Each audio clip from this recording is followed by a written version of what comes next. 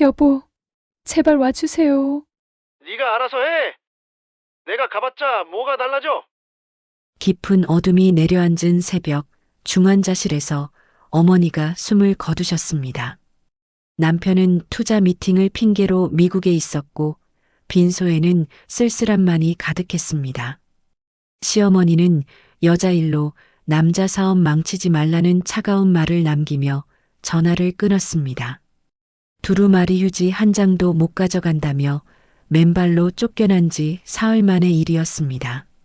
하지만 절망의 끝에서 어머니가 마지막으로 남기신 작은 열쇠 하나가 모든 것을 뒤바꿨습니다.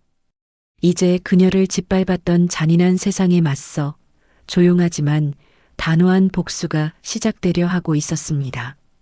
사연 시작하기 전에 구독과 좋아요 눌러주시는 모든 분들 복 많이 받으세요. 그럼 고마운 마음을 담아 사연 시작합니다.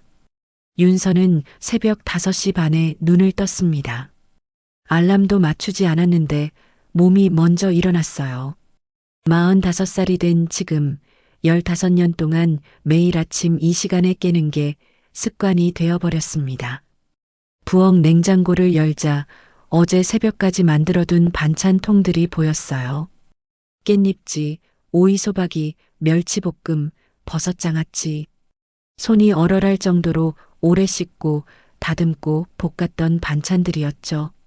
거실에서 시어머니 최정숙 여사의 목소리가 들려왔습니다. 반찬을 다 버리라는 말이었어요. 백화점에서 사온 걸로 내놓을 거라며 윤서가 만든 건 싼 티가 나서 남편 회사, 사람들한테 내놓기 창피하다는 말도 덧붙였습니다.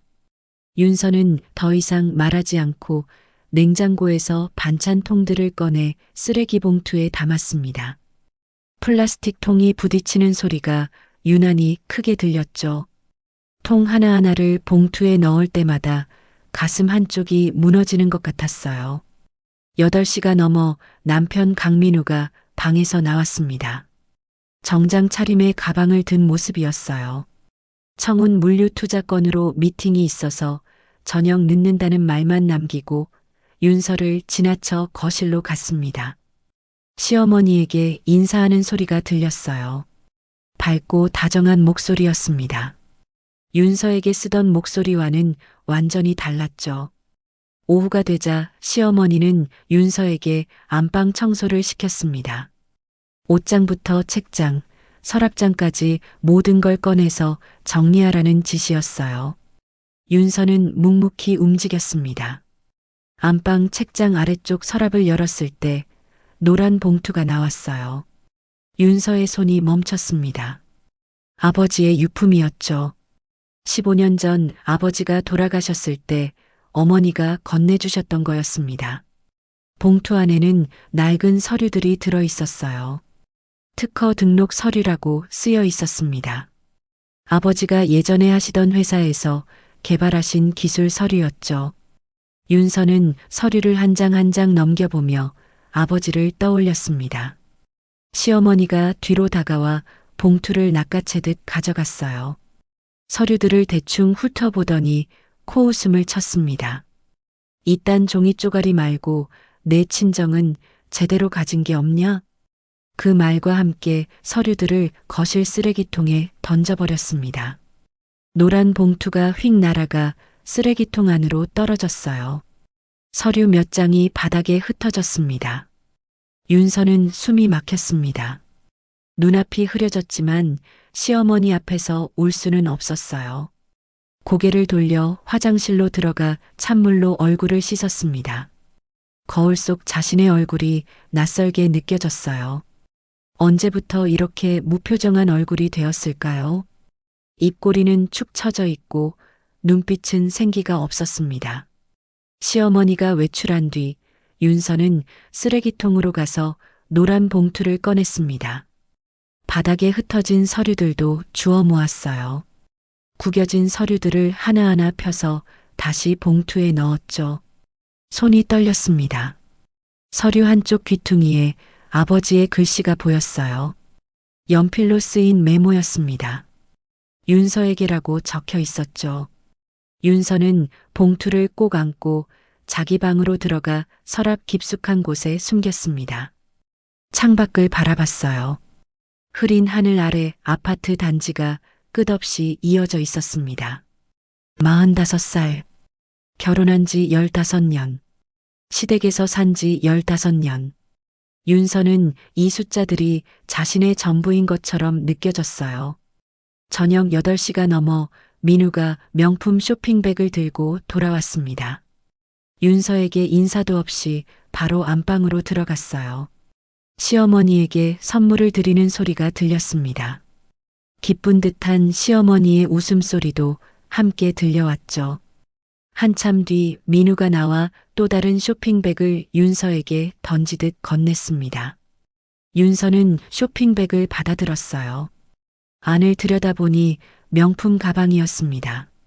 백화점 가격표가 그대로 붙어 있었죠. 윤서는 가방을 만져보지도 않고 쇼핑백을 다시 닫았어요. 텅 빈 기분이 들었습니다. 민우가 원하는 건 고마워하는 아내가 아니라 불평하지 않는 아내였으니까요. 값비싼 선물로 입을 막는 거였습니다. 밤이 깊어갔습니다.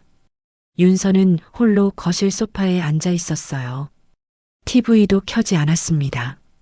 그저 어둠 속에서 가만히 앉아 있었죠. 거실 창밖으로 보이는 아파트 불빛들이 하나둘씩 꺼져갔어요. 자격도 없고 가진 것도 없고 존중도 받지 못하는 사람. 윤서는 자신이 점점 그런 사람이 되어가고 있다는 걸 느꼈습니다. 시어머니는 언제나 윤서의 친정을 깔봤어요. 돈도 없고 배경도 없는 집안이라고 비웃었죠. 민우는 그런 어머니의 말에 동조하거나 모른 척했습니다. 윤서는 조용히 한숨을 쉬었습니다. 내일도 모레도 이런 하루가 계속될 거라는 걸 알고 있었어요. 벽시계가 11시를 가리켰습니다. 윤서는 천천히 일어나 자기 방으로 향했어요. 불을 끄고 침대에 누웠지만 잠은 쉽게 오지 않았습니다. 45살의 윤서는 그렇게 또 하루를 보냈습니다. 다음 날 오후 윤서는 친정 어머니를 만나러 갔습니다. 2개월에 한 번씩 어머니 댁에 들르는 게 윤서의 유일한 쉼이었어요. 시댁을 나서면서 가슴이 조금 가벼워지는 걸 느꼈습니다. 어머니는 작은 원룸에서 혼자 사셨어요. 아버지가 돌아가신 후 15년 동안 홀로 지내셨죠. 보험 설계사로 일하시면서 검소하게 사셨습니다. 윤서가 문을 열고 들어서자 어머니는 부엌에서 막 과일을 깎고 계셨어요. 어머니는 윤서를 보자마자 환하게 웃으시며 배고프지 않냐고 물으셨습니다. 윤서는 오는 길에 먹었다고 대답하며 어머니 옆에 앉았어요. 어머니의 손이 예전보다 더 야위어 보였습니다. 손등에 핏줄이 붉어져 있었고 손가락 마디마디가 굵었어요.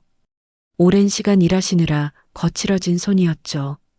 어머니는 민우가 요즘 어떤지 물으셨습니다. 윤서는 바쁘다고만 짧게 대답했어요. 어머니에게 시댁 얘기를 하고 싶지 않았습니다. 어머니가 걱정하실 게 뻔했죠. 어머니는 윤서의 얼굴을 찬찬히 살펴보셨어요. 말은 하지 않으셨지만 다 아시는 눈빛이었습니다. 어머니가 힘들지 않냐고 조심스럽게 물으셨습니다. 목소리가 낮게 떨렸어요. 윤서는 괜찮다고 말하려다가 입술을 깨물었습니다. 어머니 앞에서는 거짓말이 통하지 않았죠. 결국 조금 힘들다고 인정했어요. 어머니는 미안하다고 하셨습니다. 딸을 좋은 곳으로 시집 보내지 못한 게 마음에 걸린다는 말씀이었어요. 윤서의 목소리가 떨렸습니다. 어머니는 잘못이 없으셨어요. 윤서가 선택한 길이었죠. 어머니는 윤서의 손을 꼭 잡으셨습니다. 손바닥이 따뜻했어요. 어머니는 잠시 말을 멈추셨습니다. 깊게 숨을 들이쉬시더니 천천히 말씀을 이어가셨어요. 이제 해줄 수 있는 말이 하나밖에 없다고 하셨죠. 윤서는 어머니의 눈을 바라봤습니다. 돈이 아니라 내 마음속의 존엄을 잃지 마라. 사람은 돈이 없어도 살 수 있지만 존엄을 잃으면 살아도 산 게 아니란다. 어머니의 눈빛이 유난히 진지했어요. 마치 꼭 해야 하는 말을 하시는 것 같았죠. 어머니는 계속해서 말씀하셨습니다. 남들이 윤서를 무시해도 자신을 무시하면 안 된다고. 아버지가 남기신 것도 결국 돈이 아니라 존엄이었다고 하셨어요.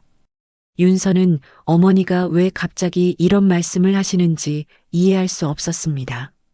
무슨 말씀인지 물으려 했지만 어머니는 나중에 알게 될 거라고만 하셨어요. 그러면서 당당하게 살라고, 고개 숙이지 말라고 당부하셨습니다. 어머니의 목소리에 힘이 들어갔어요. 윤서는 가슴 한쪽이 먹먹해졌습니다. 두 사람은 한참을 말없이 앉아 있었어요. 창밖으로 저녁 햇살이 비스듬히 들어왔습니다. 어머니는 차를 끓이러 일어나셨어요. 주전자에 물을 받으시다가 어머니가 잠깐 멈칫하셨습니다. 왼쪽 가슴에 손을 얹으시더니 잠깐 숨을 고르셨어요. 윤서가 놀라서 괜찮으시냐고 물었습니다. 어머니는 웃으시며 괜찮다고, 요즘 계단 오르내리느라 좀 숨이 찬다고만 하셨어요. 하지만 얼굴이 약간 창백해 보였습니다. 윤서는 불안한 마음에 어머니께 병원에 가보시라고 말씀드렸어요. 어머니는 괜찮다며 손사래를 치셨습니다. 다음 주에 건강검진 받으러 갈 거라며 걱정하지 말라고 하셨죠. 윤서는 6시쯤 어머니 댁을 나섰습니다. 집으로 돌아가는 버스 안에서 어머니의 말씀이 계속 맴돌았어요. 존엄을 잃지 말라는 말, 고개 숙이지 말라는 말. 윤서는 창밖을 바라봤습니다. 자신은 이미 존엄을 잃은 게 아닐까요? 매일 아침 시어머니의 눈치를 보고 남편의 무관심을 견디고 자신의 감정을 숨기며 살아가는 이 삶에서 윤서는 핸드폰을 꺼내 어머니께 문자를 보냈습니다. 건강 챙기시라는 말과 함께 사랑한다는 말을 덧붙였어요. 답장은 금방 왔습니다. 어머니도 사랑한다고, 윤서가 행복했으면 좋겠다고 쓰여 있었어요. 윤서는 핸드폰 화면을 한참 바라보다가 조용히 껐습니다. 시댁으로 돌아가는 길이 유난히 멀게 느껴졌습니다. 버스가 한 정거장 지날 때마다 윤서의 어깨가 무거워졌어요. 집 앞 정류장에서 내렸을 때는 어머니 댁을 나설 때의 가벼움은 온데간데 없이 사라져 있었습니다. 현관문을 열고 들어서자 시어머니의 목소리가 들렸어요. 어디 갔다 이제 오냐는 질문이었습니다. 윤서가 친정에 다녀왔다고 대답하자 시어머니는 친정에는 맨날 간다며 남편 저녁은 누가 차리냐고 따졌어요. 윤서는 대답하지 않고 부엌으로 향했습니다. 냉장고를 열어 저녁 준비를 시작했어요. 손을 움직이는 동안 어머니의 말씀이 계속 귓가에 맴돌았습니다. 존엄을 잃지 마라. 고개 숙이지 마라. 하지만 현실은 달랐습니다. 윤서는 오늘도 고개를 숙일 수밖에 없었어요. 일주일 후 토요일 오후 거실에는 민우의 회사 사람들이 모여 있었습니다. 청운 물류의 임원 3명과 시어머니까지 5명이 소파에 둘러앉아 있었어요. 윤서는 부엌과 거실을 오가며 음료수와 과일을 내왔습니다. 민우는 노트북을 펼쳐놓고 사업 계획을 설명하고 있었어요. 목소리에 자신감이 넘쳤습니다. 청운 물류가 올해 들어 계약 건수가 3배 늘었다는 얘기였죠. 특히 외곽 지역에 새로 확보한 물류 창고 덕분에 대형 거래처들이 줄줄이 들어오고 있다고 했어요. 시어머니는 만족스러운 표정으로 고개를 끄덕이며 아들의 말을 들었습니다. 민우가 물류 창고 위치를 지도로 보여주자 시어머니는 그 지역이 앞으로 개발될 거라며 아들의 선택이 탁월했다고 칭찬했어요. 윤서는 부엌에서 설거지를 하며 그 대화를 듣고 있었습니다. 물류 창고가 어디에 있는지는 정확히 몰랐어요. 민우는 집에서 회사 얘기를 거의 하지 않았으니까요. 윤서에게 필요한 건 집안일을 잘하는 것뿐이었습니다. 임원 중 한 명이 해외 투자자 미팅 일정을 물었습니다. 민우는 다음 달 초에 어머니와 함께 미국으로 출장을 간다고 답했어요. 투자 유치 미팅도 있고 그 김에 가족 여행도 겸할 예정이라고 했죠. 민우의 말에 시어머니는 환하게 웃었습니다. 효자라며 아들의 등을 토닥였어요. 임원들도 부러운 듯 칭찬을 늘어놓았습니다. 그 누구도 윤서에게 함께 가지 않겠냐고 묻지 않았어요. 윤서는 행주로 그릇을 닦으며 입술을 깨물었습니다. 예상했던 일이었지만 마음 한구석이 시렸어요. 민우와 시어머니는 언제나 둘만의 세계에 있었습니다. 윤서는 그저 집을 지키는 사람일 뿐이었죠. 손님들이 돌아간 후 민우는 기분이 좋은지 콧노래를 흥얼거렸습니다. 시어머니는 소파에 앉아 스마트폰으로 미국 여행 일정을 검색하기 시작했어요. 어느 호텔이 좋은지, 어떤 레스토랑을 예약해야 하는지 민우와 이야기를 나눴습니다. 윤서는 거실을 정리하며 그들의 대화를 들었습니다. 12일 동안 다녀올 예정이라고 했어요. 출장 일정은 사흘이고 나머지는 관광을 할 거라고 했죠. 호텔도 최고급으로 예약할 거라며 시어머니는 들뜬 목소리로 말했습니다. 시어머니가 윤서를 불렀습니다. 자신들이 없을 동안 집 잘 지키고 있으라는 말이었어요. 윤서는 네 라고만 대답했습니다. 민우는 윤서를 보지도 않았어요. 어머니와 여행 일정을 짜는 데만 집중하고 있었죠. 저녁 식사 준비를 하는 동안 윤서는 계속 그 대화를 떠올렸습니다. 12일. 혼자 지내기에는 긴 시간이었어요. 하지만 다른 한편으로는 그 시간 동안만큼은 시어머니의 잔소리와 민우의 무관심에서 벗어날 수 있다는 생각이 들었습니다.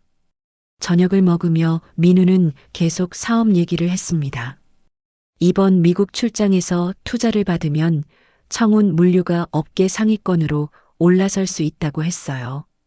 목표 금액은 630억이라고 했죠.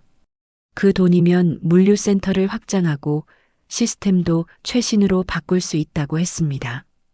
시어머니는 아들이 대견하다며 칭찬을 아끼지 않았어요. 자신이 아는 사업가들한테도 소개해주겠다고 했습니다. 민우의 얼굴에 자신감이 가득했어요. 윤서는 묵묵히 밥을 먹었습니다. 630억이라는 숫자가 머릿속에 맴돌았어요. 상상할 수 없는 큰 돈이었죠. 민우에게는 그 돈이 손에 잡힐 듯 가까운 목표처럼 보였습니다. 하지만 윤서에게는 다른 세상 이야기처럼 느껴졌어요. 식사가 끝나고 설거지를 하는데 민우가 부엌으로 들어왔습니다. 냉장고에서 맥주를 꺼내더니 윤서에게 말했어요. 미국 가 있는 동안 어머니 건강 좀 체크해달라고 요즘 피곤해 보이신다고 했습니다. 윤서는 고개를 끄덕였습니다. 민우가 윤서의 어머니를 걱정해 준 게 고마웠어요. 하지만 민우는 맥주캔을 따며 다시 말했습니다. 우리 어머니 건강검진 결과 나오면 나한테 바로 전화해서 결과 보고해. 윤서의 손이 멈췄습니다. 민우가 말한 건 자기 어머니 얘기였어요. 윤서의 어머니가 아니었죠. 민우는 윤서의 표정 변화를 알아채지 못하고 거실로 나갔습니다. 윤서는 설거지를 마치고 찬물에 손을 씻었습니다. 손끝이 차갑게 식어갔어요. 민우는 단 한 번도 윤서의 친정 어머니를 걱정해 본 적이 없었습니다. 아프신지 건강하신지 물어본 적도 없었죠. 밤 11시가 넘어서야 윤서는 자기 방으로 들어갔습니다. 침대에 누워 천장을 바라봤어요. 어머니가 했던 말이 떠올랐습니다. 존엄을 잃지 마라. 고개 숙이지 마라. 하지만 윤서는 이미 고개를 숙이며 살고 있었습니다. 시어머니 앞에서, 남편 앞에서, 그리고 자기 자신 앞에서 언제부터 이렇게 작아졌을까요? 언제부터 자신의 목소리를 잃어버렸을까요? 민우와 시어머니는 12일 동안 미국에 간다고 했습니다. 그 시간 동안 윤서는 혼자였어요. 불안한 마음이 들었지만 동시에 조금은 홀가분한 기분도 들었습니다.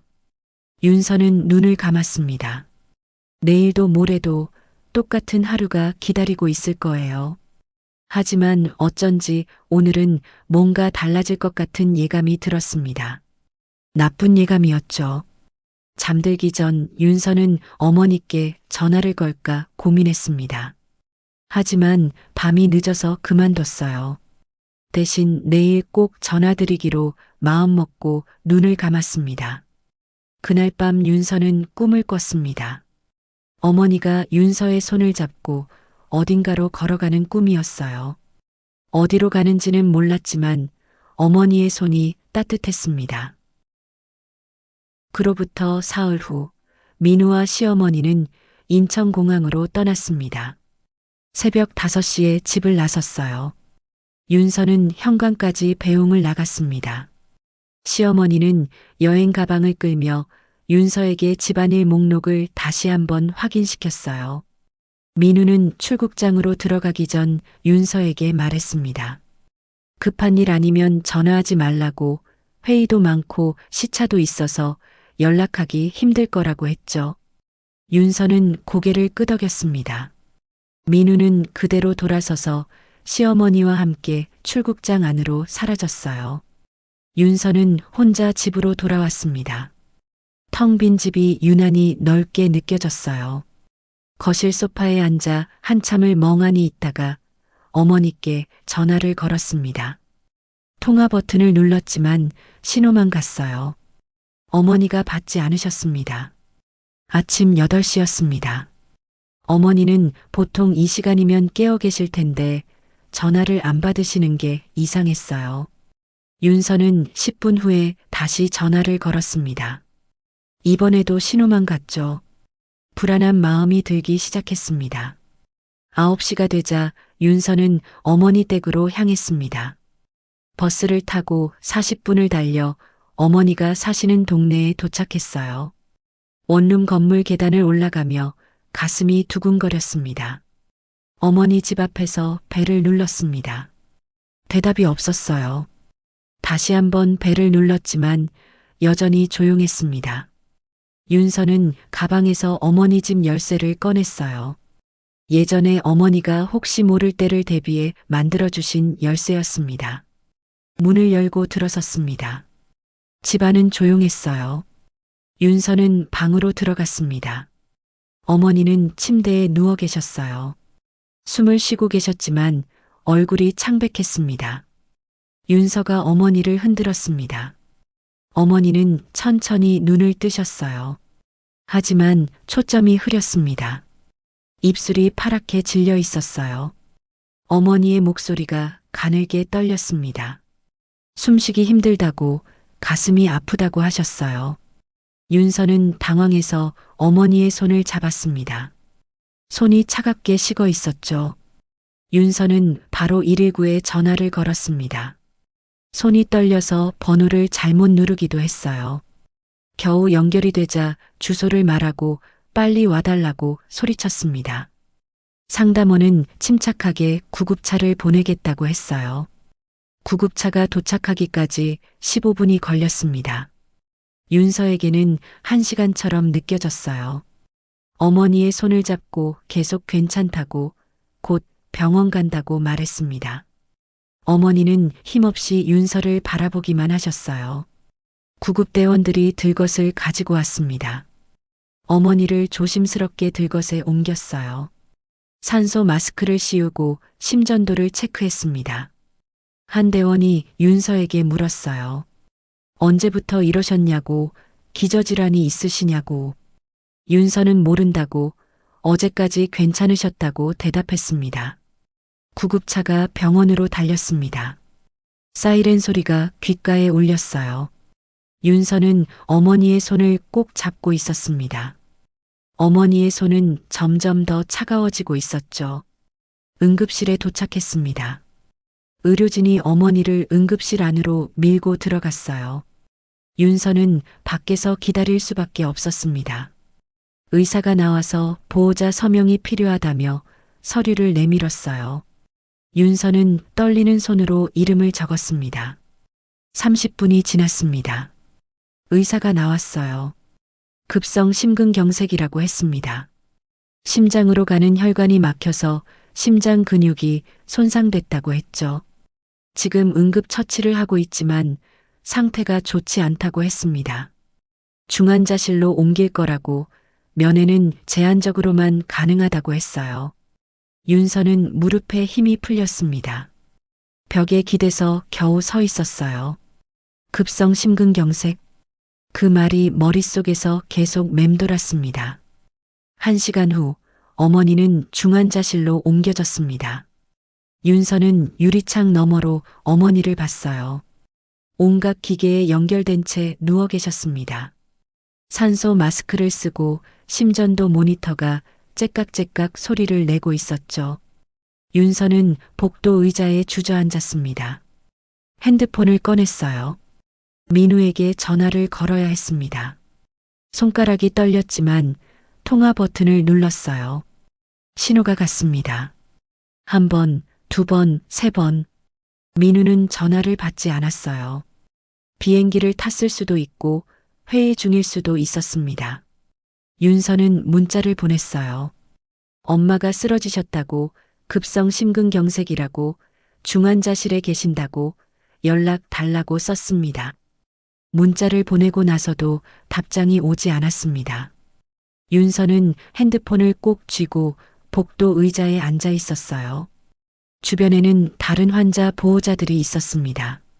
누군가는 울고 있었고 누군가는 전화 통화를 하고 있었어요. 윤서는 혼자였습니다.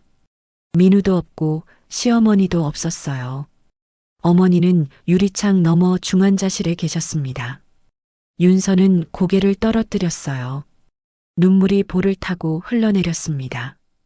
오후 2시가 되어서야 민우에게 전화가 왔습니다. 윤서는 황급히 전화를 받았어요. 민우의 목소리가 들렸습니다. 시끄러운 배경 소음 속에서였죠. 무슨 일이냐고 회의 중이라고 했습니다. 윤서는 떨리는 목소리로 어머니 상황을 설명했습니다. 급성 심근경색으로 중환자실에 계신다고, 상태가 좋지 않다고 했어요. 민우의 대답은 차갑게 돌아왔습니다. 그래서 자기가 어떻게 하길 바라냐고, 지금 미국인데 어떻게 하냐고 했죠. 윤서는 숨이 막혔습니다. 돌아와 달라고 말하려 했지만 입이 떨어지지 않았어요. 민우는 한숨을 쉬더니 말을 이었습니다. 630억이 걸린 내 사업이 망하면 책임질 거야? 장모님 일은 내가 알아서 해. 나는 일주일 뒤에 갈게. 전화가 끊겼습니다. 윤서는 핸드폰을 들고 멍하니 서 있었어요. 민우의 말이 귓가에 맴돌았습니다. 장모님 일은 내가 알아서 해. 윤서는 천천히 주저앉았습니다. 복도 바닥이 차가웠어요. 눈물이 멈추지 않았습니다. 윤서는 복도 의자에서 일어나 중환자실 유리창 앞으로 갔습니다. 어머니는 여전히 의식이 없었어요. 인공호흡기에서 나오는 소리만 규칙적으로 들렸습니다. 간호사들이 분주하게 움직이며 어머니의 상태를 체크했어요. 오후 4시 윤서는 다시 민우에게 전화를 걸었습니다. 이번에도 신호만 갔어요. 5번을 울리고 나서야 민우가 받았습니다. 배경에서 웃음소리와 술잔 부딪히는 소리가 들렸어요. 윤서는 떨리는 목소리로 말했습니다. 어머니 상태가 더 나빠졌다고, 의사 선생님이 위중하다고 하셨다고, 제발 돌아와 달라고 했어요. 민우의 대답은 짜증 섞인 한숨이었습니다. 지금 중요한 투자자들이랑 저녁 먹는 중이야. 이 자리가 얼마나 중요한지 알아? 630억 투자 받으려면 이 사람들 비위 맞춰야 한다고. 윤서는 입술을 깨물었습니다. 목소리가 더 떨렸어요. 그래도 어머니가 위독하시다고, 혼자서는 감당하기 힘들다고 말했습니다. 민우의 목소리가 차갑게 식었어요. 그럼 119 불렀잖아. 병원에 계시잖아. 의사들이 알아서 하겠지. 나한테 계속 전화하지 말고 내가 알아서 해. 나는 일주일 후에 갈게. 전화가 또 끊겼습니다. 윤서는 핸드폰을 꼭 쥐고 서 있었어요. 손이 떨렸습니다. 민우에게는 630억이 장모님보다 중요했습니다. 투자자와의 저녁 식사가 중환자실에 누운 장모님보다 급했죠. 윤서는 시어머니에게도 전화를 걸었습니다. 혹시 모르니까 혹시 시어머니라도 민우를 설득해 줄 수 있지 않을까 하는 희망에서였어요. 시어머니는 3번 만에 전화를 받았습니다. 윤서가 상황을 설명하자 시어머니의 반응은 예상했던 것보다 더 차갑게 돌아왔어요. 지금 민우가 얼마나 중요한 일을 하고 있는지 아냐고 여자 일로 남자 사업 망치지 말라고 했습니다. 윤서의 가슴이 철렁 내려앉았어요. 우리 민우는 지금 인생 걸고 있는 거야. 내 엄마 일로 그걸 망칠 순 없어. 알아서 잘해. 시어머니도 전화를 끊었습니다. 윤서는 복도에 주저앉았어요. 무릎에 힘이 들어가지 않았습니다. 여자 일이라는 말이 귓가에 맴돌았어요. 어머니가 위독하신 게 여자 일이라니. 장례를 치르는 것도 여자 일이 될 거였죠. 저녁 7시 의사가 윤서를 상담실로 불렀습니다. 의사의 표정이 무겁게 가라앉아 있었어요. 윤서는 의자에 앉으며 최악의 상황을 예상했습니다. 의사는 천천히 말했습니다. 어머니의 심장 손상이 생각보다 심각하다고 응급수술을 했지만 예후가 좋지 않다고 했어요. 이틀 안에 상태가 호전되지 않으면 위험할 수 있다고 했습니다. 가족들이 올 수 있으면 빨리 오시는 게 좋겠다고 덧붙였어요. 윤서는 고개를 끄덕였습니다. 하지만 올 가족이 없었어요. 아버지는 15년 전에 돌아가셨고 어머니는 외동딸인 윤서밖에 없었습니다. 남편은 미국에서 투자자들과 술을 마시고 있었죠. 밤 9시가 넘어서야 윤서는 병원 매점에서 삼각김밥을 샀습니다. 아침부터 아무것도 먹지 못했어요. 김밥을 한 입 베어 물었지만 목으로 넘어가지 않았습니다. 억지로 삼키고 물을 마셨어요. 중환자실 앞 대기실에는 다른 환자 가족들도 있었습니다. 한 여자는 남편과 함께 앉아 있었어요. 남편이 여자의 어깨를 감싸 안으며 위로하고 있었습니다. 다른 환자의 가족들은 여럿이 모여 서로를 의지하고 있었죠. 윤서는 혼자였습니다. 플라스틱 의자에 앉아 무릎을 안고 있었어요. 형광등 불빛이 너무 밝았습니다. 눈이 따갑게 아팠어요. 밤 11시 간호사가 나와서 짧은 면회 시간을 알려줬습니다. 윤서는 중환자실 안으로 들어갔어요. 소독약 냄새가 코를 찔렀습니다. 어머니 침대 옆으로 가서 손을 잡았어요. 어머니의 손은 여전히 차가웠습니다. 손등에는 링거 바늘이 꽂혀 있었어요. 윤서는 어머니의 손을 두 손으로 감싸 쥐었습니다. 따뜻하게 해드리고 싶었어요. 엄마, 괜찮아지실 거예요. 꼭 좋아지셔야 해요. 윤서의 목소리가 떨렸습니다. 어머니는 대답이 없었어요. 인공호흡기의 소리만 규칙적으로 울렸습니다. 윤서는 어머니의 손을 이마에 갖다 댔어요. 눈물이 뚝 떨어져 어머니의 손등을 적셨습니다. 면회 시간은 10분뿐이었습니다. 간호사가 나가야 한다고 알려줬어요. 윤서는 어머니의 손을 놓고 중환자실 밖으로 나왔습니다.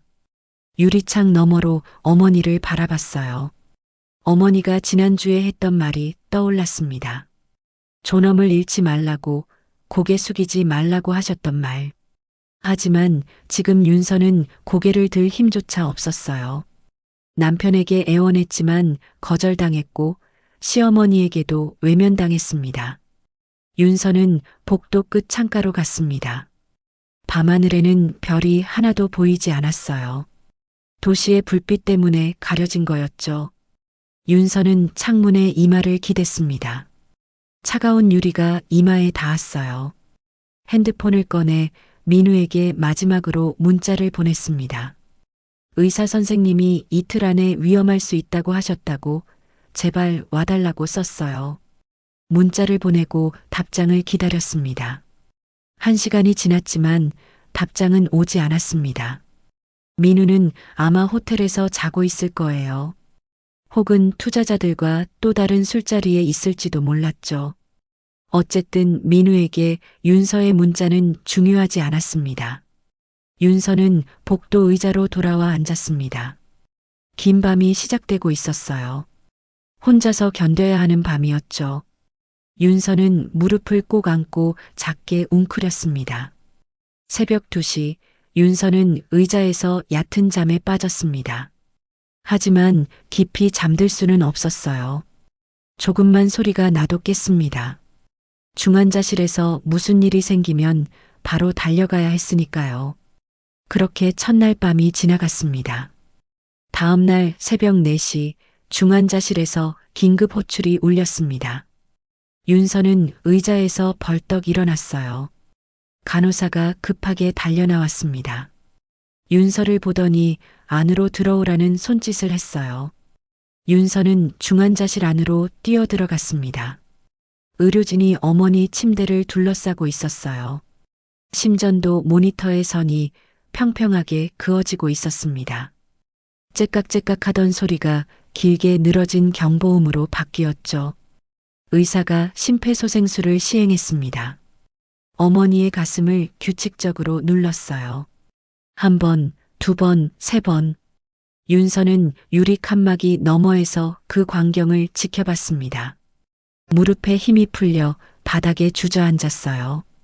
10분이 지났습니다. 의사가 고개를 저었어요. 다른 의료진들이 하나둘씩 손을 내렸습니다.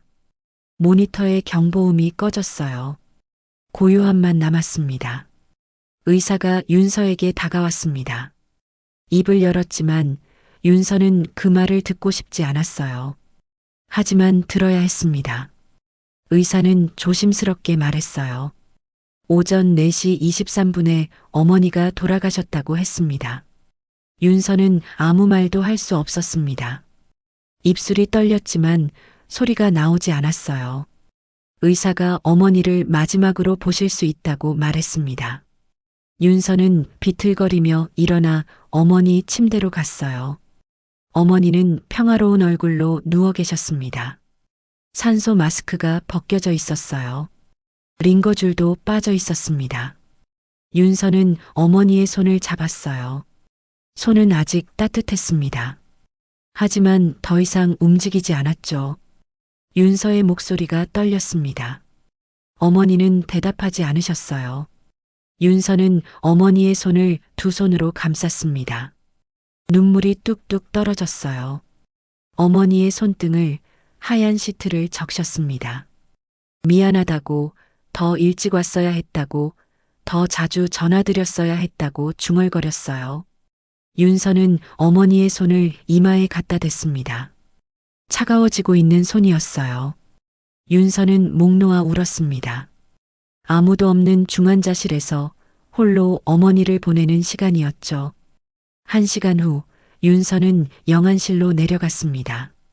장례식장 직원이 절차를 안내했어요. 빈소를 마련해야 한다고, 수의를 선택해야 한다고, 관을 골라야 한다고 했습니다. 윤서는 그저 고개만 끄덕였어요.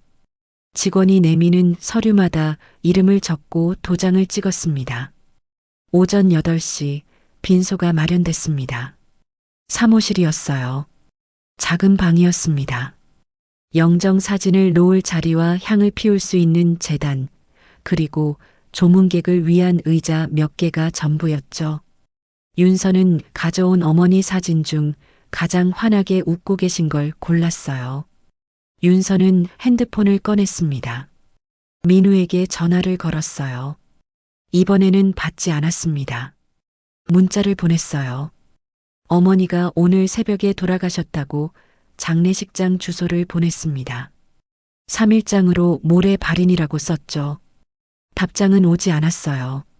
시어머니에게도 문자를 보냈습니다. 같은 내용이었죠. 시어머니는 30분 후에 답장을 보냈습니다. 단 2줄이었어요. 민우가 중요한 일정 중이니 혼자 잘 치르라는 내용과 장례 비용은 나중에 정산하라는 말이었습니다. 윤서는 핸드폰을 내려놓았습니다. 빈소 의자에 앉아 영정 사진을 바라봤어요. 어머니는 사진 속에서 환하게 웃고 계셨습니다. 5년 전 어머니 생신 때 찍은 사진이었죠. 오전 10시 첫 조문객이 왔습니다. 어머니의 직장 동료였어요. 보험 설계사로 함께 일하시던 분이었습니다. 윤서에게 절을 하고 어머니에게 분양을 했어요. 위로의 말을 건넸습니다. 어머니가 얼마나 성실하고 착한 분이셨는지 이야기했어요. 오후가 되면서 조문객이 몇 명 더 왔습니다. 어머니의 지인들이었어요. 이웃 주민도 왔고 예전 직장 선배도 왔습니다. 모두 어머니를 칭찬했어요.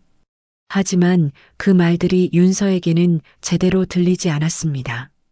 저녁 6시가 되자 조문객이 끊겼습니다. 빈소는 다시 조용해졌어요. 윤서 혼자 상복을 입고 앉아 있었습니다. 옆 빈소에서는 가족들이 모여 앉아 식사를 하는 소리가 들렸어요. 웃음소리도 들렸습니다. 하지만 사무실은 고요했죠. 윤서는 장례식장 식당에서 김밥 한 줄을 샀습니다. 먹지는 못하고 그냥 들고 빈소로 돌아왔어요. 상복 주머니에 넣어뒀습니다. 의자에 앉아 어머니 영정을 바라봤어요. 저녁 9시 윤서는 민우에게 다시 전화를 걸었습니다. 이번에는 받았어요. 민우의 목소리가 들렸습니다. 여전히 시끄러운 배경 소음이었죠. 윤서는 떨리는 목소리로 말했습니다. 어머니가 오늘 새벽에 돌아가셨다고, 지금 혼자 빈소를 지키고 있다고, 제발 와달라고 했어요. 민우는 한숨을 쉬었습니다.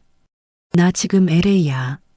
내일 모레 뉴욕 가야 하고, 중요한 계약 앞두고 있다고. 장례는 내가 알아서 치러. 내가 가봤자 뭐가 달라지는 것도 아니잖아. 윤서는 입술을 깨물었습니다. 목소리를 가다듬어 다시 말했어요. 빈소에 남편 자리가 비어 있다고, 사람들이 남편은 어디 있냐고 물어본다고, 창피하다고 했습니다. 민우의 대답은 더 차갑게 돌아왔어요. 창피하면 내가 출장 중이라고 말해. 어차피 사흘 후면 끝나잖아. 그때까지 내가 잘 지켜. 나는 일주일 후에 갈게.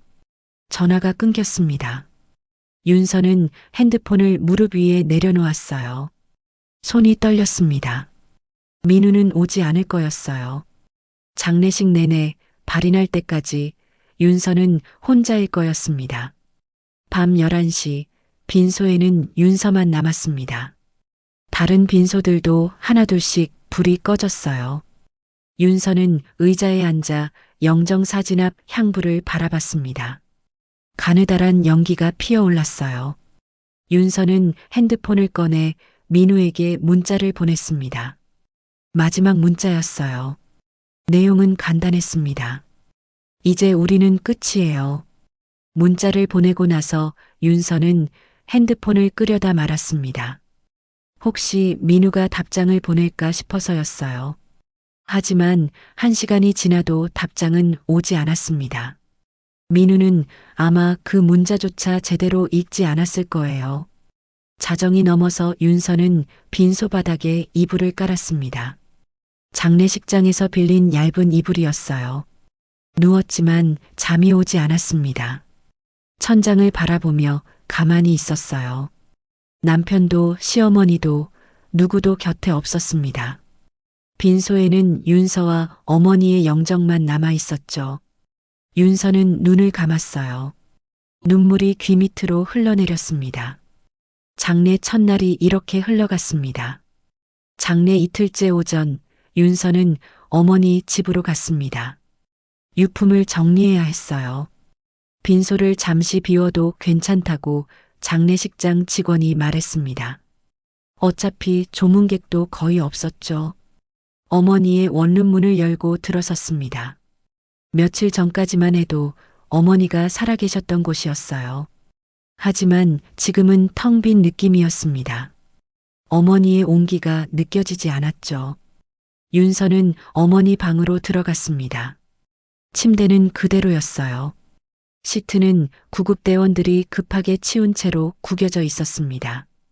윤서는 침대 시트를 정리하며 눈물을 닦았어요. 옷장을 열었습니다. 어머니의 옷들이 가지런히 걸려 있었어요. 검소한 옷들이었습니다. 화려한 옷은 하나도 없었죠. 윤서는 어머니가 즐겨 입으시던 베이지색 가디건을 꺼내 안았습니다. 어머니 냄새가 났어요. 책상 서랍을 열었습니다. 보험 설계사 명함들이 정리되어 있었어요. 고객 명단도 있었습니다. 어머니는 마지막까지 성실하게 일하셨던 거예요. 서랍 깊숙한 곳에서 낡은 수첩이 나왔습니다. 수첩을 펼쳤어요. 어머니의 필체로 빼곡하게 적혀 있었습니다. 가계부였어요. 수입과 지출이 꼼꼼하게 기록되어 있었죠. 윤서는 수첩을 넘기다가 멈췄습니다. 마지막 페이지에 메모가 있었어요. 윤서에게라고 쓰여 있었습니다. 어머니의 글씨였죠. 윤서야, 만약 내가 이 수첩을 보게 된다면 엄마한테 무슨 일이 생긴 거겠지. 책상 맨 아래 서랍에 열쇠가 있단다. 김태훈 변호사님께 그 열쇠를 드려라. 아빠가 너를 위해 남겨둔 게 있어. 엄마는 잘 몰라. 하지만 분명 너를 지켜줄 거야. 윤서는 손이 떨렸습니다. 어머니가 남긴 마지막 메시지였어요. 윤서는 서랍을 다시 열었습니다. 맨 아래 서랍을 꺼냈어요. 바닥에 작은 열쇠가 테이프로 붙어 있었습니다. 열쇠를 떼어냈습니다. 은색 열쇠였어요. 무엇을 여는 열쇠인지 알 수 없었습니다. 하지만 어머니가 남겨주신 거였죠. 윤서는 열쇠를 꼭 쥐었어요. 수첩에 적힌 변호사 이름을 다시 봤습니다.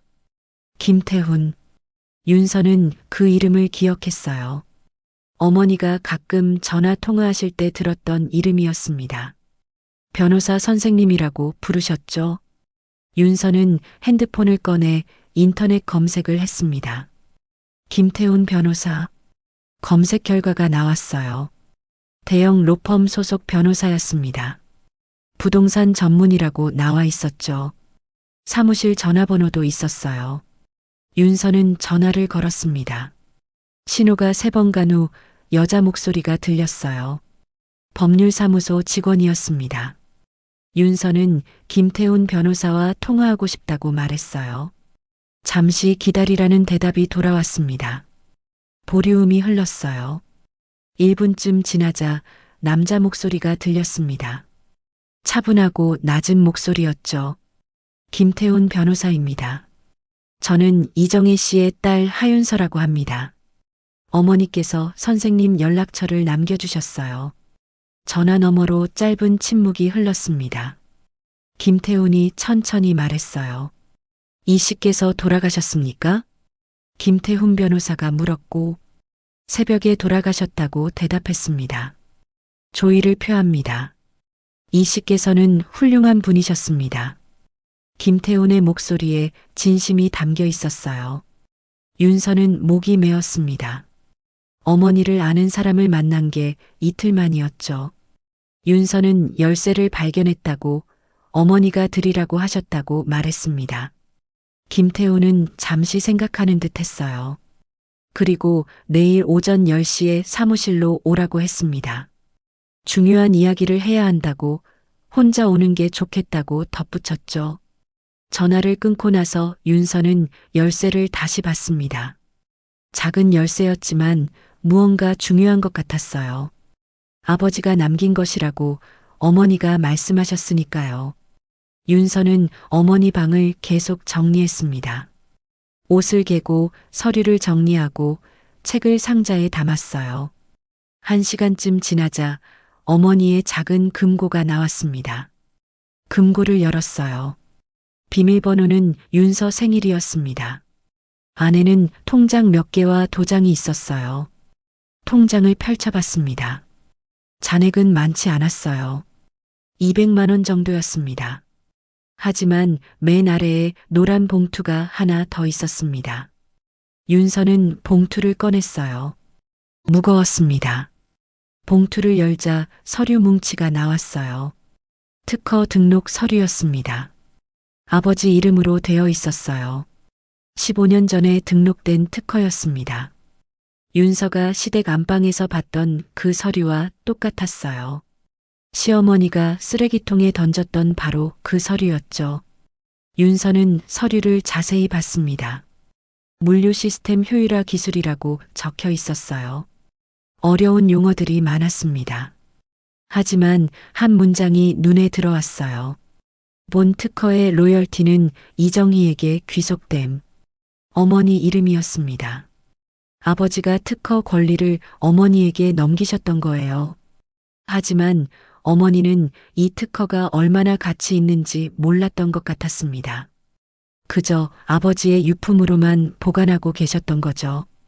윤서는 서류를 다시 봉투에 넣었습니다. 그리고 열쇠와 함께 가방에 넣었어요. 내일 김태훈 변호사를 만나면 알 수 있을 거였습니다. 아버지가 남긴 게 무엇인지, 어머니가 왜 이렇게까지 숨기셨는지.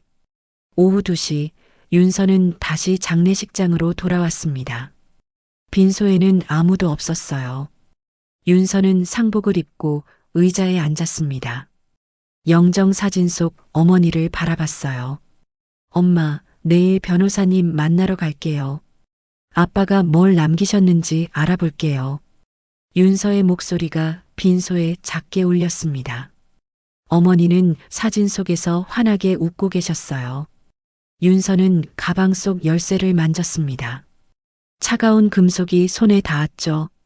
저녁 6시 민우에게 전화가 왔습니다. 윤서는 받지 않았어요. 문자가 왔습니다. 장례 잘 치르고 있냐는 내용이었죠. 언제 끝나냐고도 물었습니다. 윤서는 답장하지 않았습니다. 대신 가방에서 이혼 서류 양식을 꺼냈어요. 어제 인터넷에서 내려받아 출력해둔 거였습니다. 윤서는 서류에 자기 이름을 적었어요. 장례가 끝나면 민우에게 이 서류를 건넬 거였습니다. 더 이상 이 결혼을 이어갈 이유가 없었어요.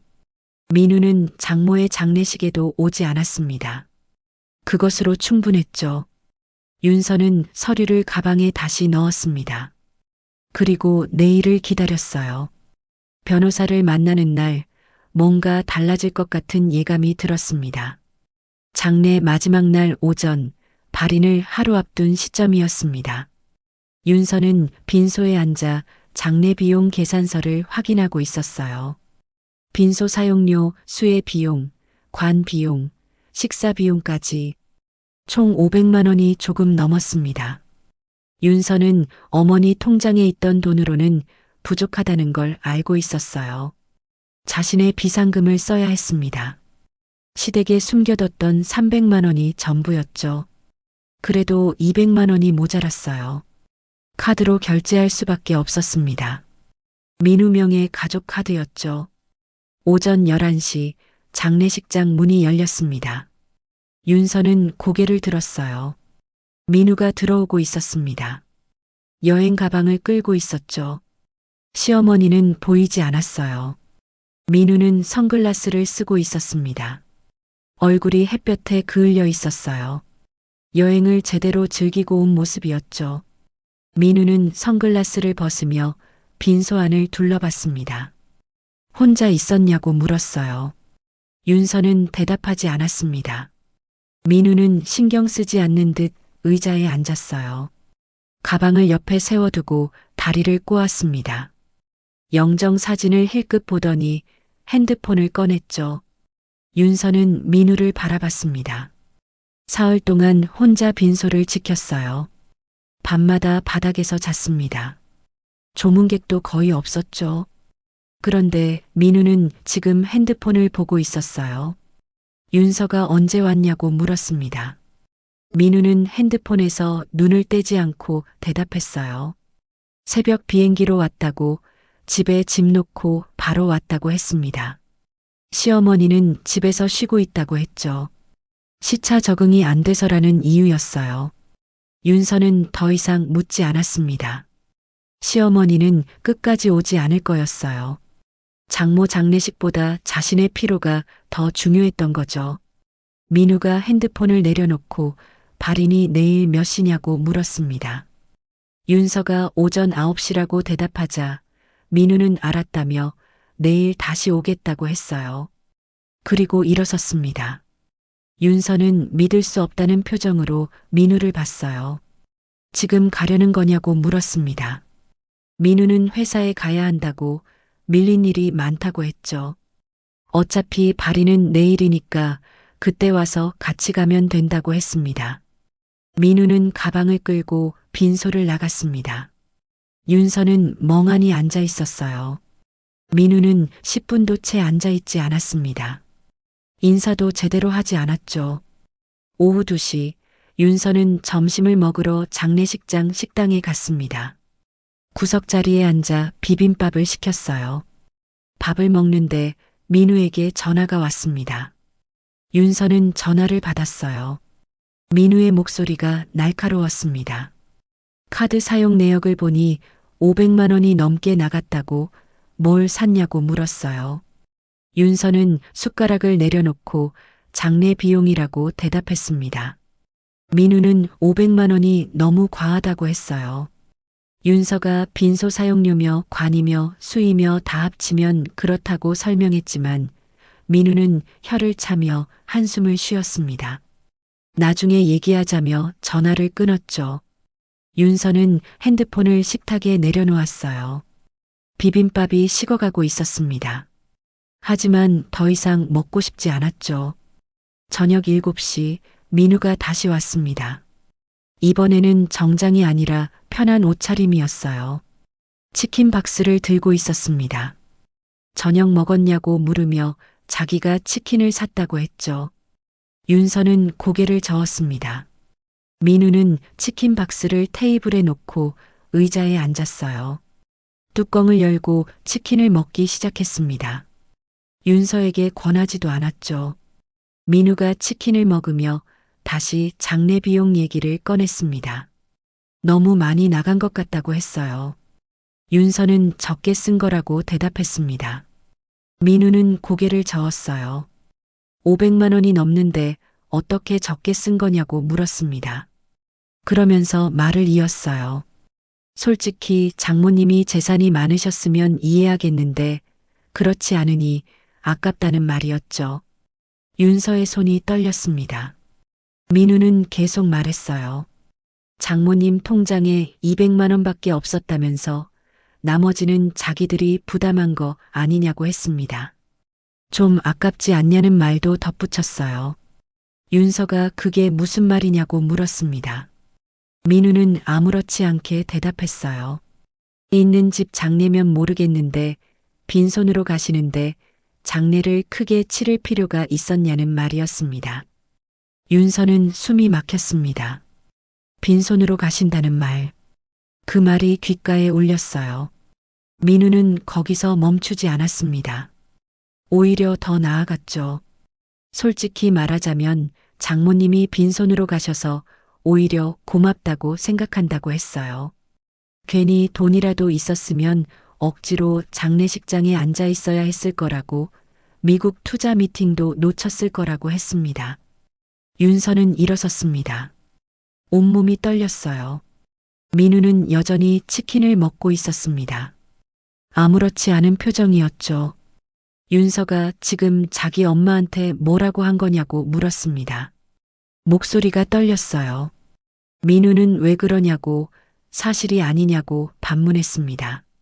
장모님 가진 거 없으셨다면서 자기들이 돈 쓸 일도 없고 좋은 거 아니냐고 했죠. 윤서의 눈에서 눈물이 흘러내렸습니다. 하지만 목소리는 차갑게 식어 있었어요. 나가라고 말했습니다. 민우는 자기가 뭘 잘못 말했냐고 물었습니다. 윤서는 소리쳤어요. 지금 당장 나가라고 했습니다. 윤서의 목소리가 빈소에 울렸어요. 민우는 놀란 표정으로 윤서를 봤습니다. 윤서가 소리를 지르는 건 처음 봤죠. 진정하라고, 자기는 그냥 현실적인 얘기를 한 거라고 했어요. 윤서는 민우의 치킨 박스를 집어 쓰레기통에 던졌습니다. 박스가 바닥에 떨어지며 치킨이 흩어졌어요. 현실적인 얘기가 아니라 자기 엄마를 모욕하는 거라고 소리쳤습니다. 나가라고, 다시는 오지 말라고 했죠. 민우는 벌떡 일어나 윤서에게 미쳤냐고, 제정신이냐고 물었습니다. 윤서는 대답하지 않았어요. 그저 민우를 노려볼 뿐이었습니다. 민우는 황당하다는 표정으로 핸드폰과 가방을 집어들었어요. 진정하면 전화하라며 빈소를 나갔습니다. 윤서는 그 자리에 주저앉았어요. 온몸에서 힘이 빠졌습니다. 눈물이 멈추지 않았죠. 1시간쯤 지나서 윤서는 핸드폰을 꺼냈습니다. 통장 앱을 열었어요. 민우와 공동명의 통장이었습니다. 최근 거래 내역을 봤죠. 500만 원 넘게 나간 장례 비용이 보였습니다. 그런데 이상한 거래가 하나 더 있었어요. 장례식 전날 300만 원이 민우 개인 계좌로 이체되어 있었습니다. 윤서는 거래 내역을 자세히 봤습니다. 메모란에 적혀 있었어요. 청운 물류급여. 민우가 회사 돈으로 쓸 돈이 부족해서 공동 통장에서 가져간 거였습니다. 장모 장례식 기간에 말이죠. 윤서는 손이 떨렸습니다. 민우는 장례 비용이 아깝다고 했어요. 하지만 정작 자기 회사 돈으로 300만 원을 가져갔던 거죠. 윤서는 핸드폰을 내려놓았습니다. 가방에서 이혼 서류를 꺼냈어요. 어제 작성해둔 서류였습니다. 윤서는 서류를 다시 한번 확인했어요. 이제 확실했습니다. 이 결혼은 끝났어요. 민우와는 더 이상 함께 살 수 없었습니다. 내일 발인이 끝나면 바로 이혼 서류를 내밀 거였죠. 윤서는 영정사진 앞에 앉았습니다. 어머니를 바라봤어요. 이혼하겠다고, 더 이상 그 사람들한테 당하고 살지 않겠다고 중얼거렸습니다. 윤서의 목소리는 떨리지 않았습니다. 오히려 단호했어요. 슬픔이 분노로 바뀌고 있었죠. 그리고 그 분노는 차가운 결심이 되어가고 있었습니다. 다음 날 오전 9시 발인이 시작됐습니다. 윤서는 상복을 입고 영구차 앞에 서 있었어요. 민우는 8시 30분에 도착했습니다. 정장 차림이었지만 넥타이는 제대로 매지 않았어요. 민우는 윤서 옆에 섰습니다. 말은 하지 않았어요. 어젯밤 일로 어색했던 거죠. 윤서도 민우를 보지 않았습니다. 그저 영구차만 바라봤어요. 장례식장 직원이 출발 시간을 알렸습니다. 영구차가 천천히 움직이기 시작했어요. 윤서는 차를 따라 걸었습니다. 민우도 옆에서 걸었죠. 하지만 두 사람 사이에는 보이지 않는 벽이 있었습니다. 화장장까지는 40분이 걸렸습니다. 윤서는 영구차를 따라 화장장 안으로 들어갔어요. 관이 이동되는 모습을 지켜봤습니다. 마지막 순간이었죠. 직원이 윤서에게 마지막 인사를 하라고 안내했습니다. 윤서는 관 앞에 섰어요. 손을 올려 관을 쓰다듬었습니다. 차가운 나무 표면이 손에 닿았어요. 윤서는 눈물을 흘리며 작별 인사를 했습니다. 잘 가시라고, 이제 편히 쉬시라고, 사랑한다고 말했어요. 목소리가 떨렸습니다. 민우는 뒤에 서 있었습니다. 핸드폰을 보고 있었어요. 윤서는 그 모습을 봤습니다. 가슴이 차갑게 식어갔죠. 화장이 끝나기까지 2시간이 걸렸습니다. 윤서는 대기실에서 기다렸어요. 민우는 밖으로 나가 전화 통화를 했습니다. 회사 일이라고 했죠. 정오가 되어 어머니의 유골함을 받았습니다. 작은 함이었어요. 윤서는 함을 두 손으로 받아들었습니다. 무거웠습니다. 하지만 윤서는 꼭 안고 있었어요. 납골당으로 향했습니다. 어머니가 생전에 예약해 두신 곳이었어요. 작지만 깨끗한 납골당이었습니다. 윤서는 어머니 함을 안치했어요. 명패에 어머니 이름을 적었습니다. 이정희. 윤서는 명패를 오래 바라봤어요. 이제 어머니는 여기 계실 거였습니다. 민우가 시계를 봤습니다. 오후 1시였어요. 민우는 이제 가야 한다고 말했습니다. 오후에 회의가 있다고 했죠. 윤서는 고개를 끄덕였습니다. 민우에게 먼저 가라고 했어요. 자신은 조금 더 있다가 가겠다고 했습니다. 민우는 주저하지 않고 돌아섰어요. 인사도 없이 납골당을 나갔습니다. 윤서는 혼자 남았습니다. 어머니 함 앞에 앉아 한참을 있었어요. 울지는 않았습니다. 그저 가만히 앉아 있었죠. 오후 3시 윤서는 납골당을 나왔습니다.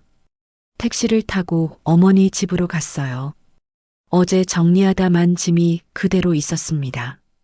윤서는 짐을 계속 정리했습니다. 어머니 옷, 책, 그릇들을 상자에 담았어요. 필요 없는 건 버렸습니다. 3시간쯤 지나자 방이 거의 비었어요. 윤서는 자신의 짐도 가져왔습니다. 어젯밤 몰래 시댁에서 가져온 옷가방이었어요.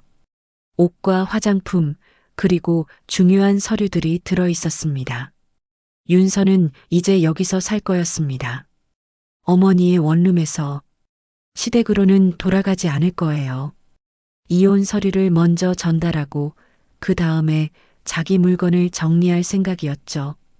저녁 6시 윤서는 가방에서 열쇠를 꺼냈습니다.